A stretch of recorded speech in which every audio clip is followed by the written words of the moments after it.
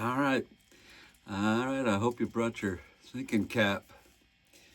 You know, sometimes you got to put on your thinking cap if you're going to learn anything about the guitar. You know, thinking cap and some coffee.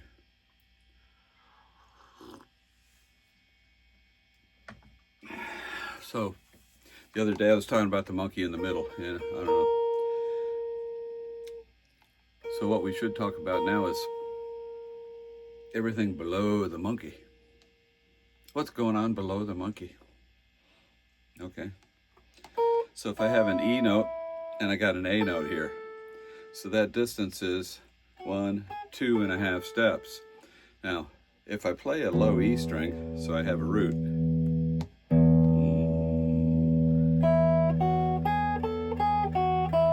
you can hear something that sounds major, and the shape of that major thing is a whole step, half step. And if I reverse it, right, if I go up a whole and up a whole and up a half, and I reverse it, it becomes half, whole coming down. So what if I did half, whole going up? Oh, that's different. So that's something called a Phrygian tetrachord. So a tetrachord has 4 notes, which is why the Greeks called it a tetrachord. Tetra is 4, right? So if I have 1, 2, 3, 4 notes and it goes whole, half, that sounds major. If it goes whole, half, whole, it sounds minor. If I go half, whole, it's called Phrygian. And if I go half, step and a half, it's called harmonic. Those are basically the 4 ways to make tonal sounds inside of this distance from E to A, which is called a perfect fourth. Okay? Now, if we go above the monkey, we get a B and we get an E up here.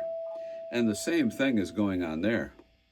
So we have the lower tetrachords and the upper tetrachords.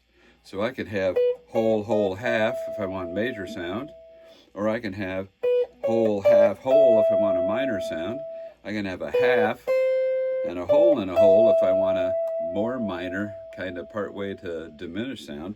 And I can have a half, step and a half if I want to move. I don't know, it's kind of an exotic, almost an augmented sounding thing, but not really, because that's chord sounds, and we'll get to that later. But these are the tonal devices that we have to create scales.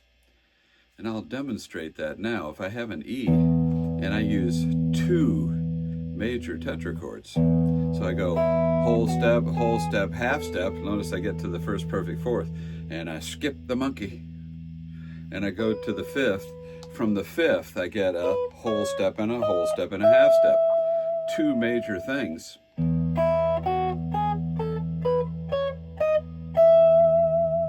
Creates a major thing. Dare I say, even a major 7 chord if you pluck the chord out of it, right?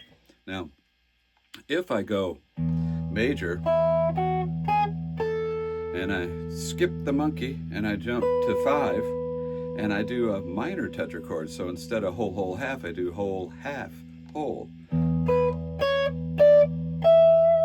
Now I've just created a major minor instead of a major like I did earlier, and that is actually the sound of the dominant 7th chord scale.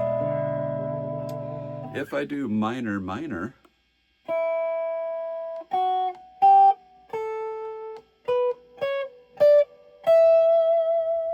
I just created a minor 7 chord sound.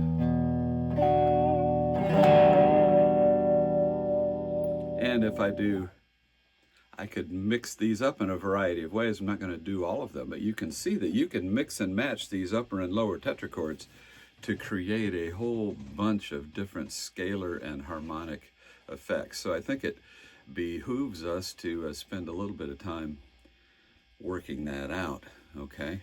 And I will talk about this some more later, because you could do this on, it's nice because I got this low E string, right? and I've got an E on the top.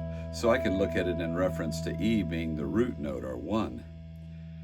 Right? But if I use my A as a bass note, right, now E becomes 5. So the upper half of the A major scale is actually the lower half of the scale on the first string now, right?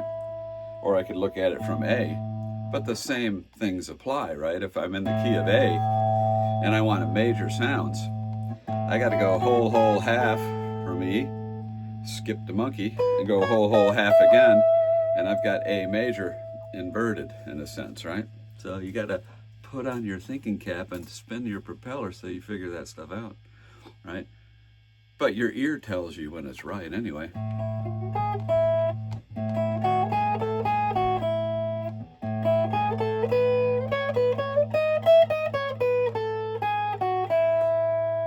Right?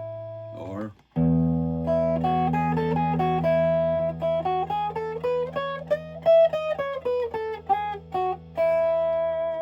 so scales the long way on the length of the string, right?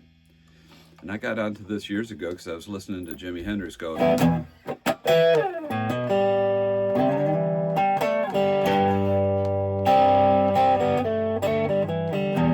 right? So he's going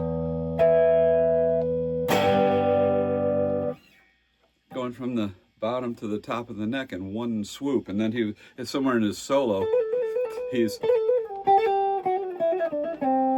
playing up and down the length of the string, you know, as a young person trying to figure out the guitar.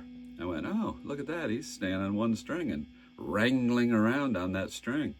So it was interesting, and then I started thinking about things long ways on the guitar neck instead of always vertical. There's a whole bunch of information vertically on this thing, but there's a whole bunch of things horizontally on the string as well. So think about that, and I'll be back.